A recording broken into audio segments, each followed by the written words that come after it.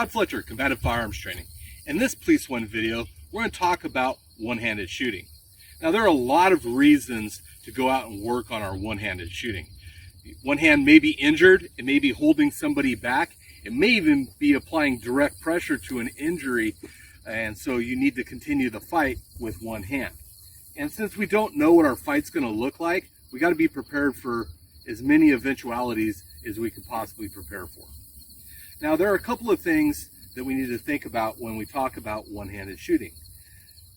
The most important is that in order to make good hits, we're going to have to stabilize the shooting platform as much as possible. Well, with only one hand on the gun, we've already got an unstable shooting platform. So let's talk about the details on how to stabilize our shooting platform so that we can get the gun as still as possible so we can make those fight-stopping hits, right?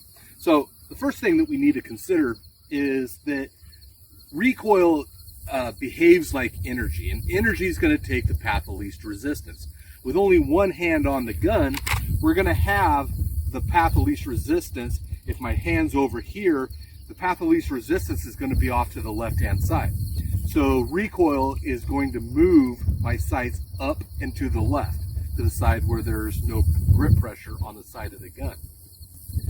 To counter that as much as possible, what we're going to do is we're going to align the bones in our arm, our shoulder, the bones in our arm, and the handgun with our sights on target. What this will do is it'll allow for more predictable sight tracking.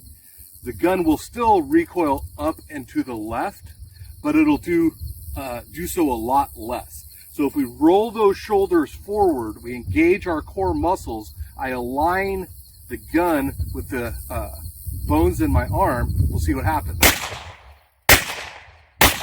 Right. Now I've got 3 center mass hits, I'm empty. Don't forget to practice your one-handed reloads. Okay, put the gun back in the holster, insert that magazine, get the gun up and out of the holster, drop that slide forward, and you're back in business. Okay. All right, for our support side hand, it's the same concept, only this hand might not be as coordinated. So we've got to pay attention to what's going on a little bit more. We're going to get those bones aligned with in our arm, aligned with the handgun, roll those shoulders forward, engage our core. Going to make our hits. If we need to reload here, we can drop that magazine. I can insert the gun back in my holster. Going to get that magazine inserted and seated, get the gun up and out, and go back to work. All right. So hit the range, work on those one-handed shooting skills, because you never know what your fight's going to look like, and you want to be prepared for those. We look forward to seeing you on the range.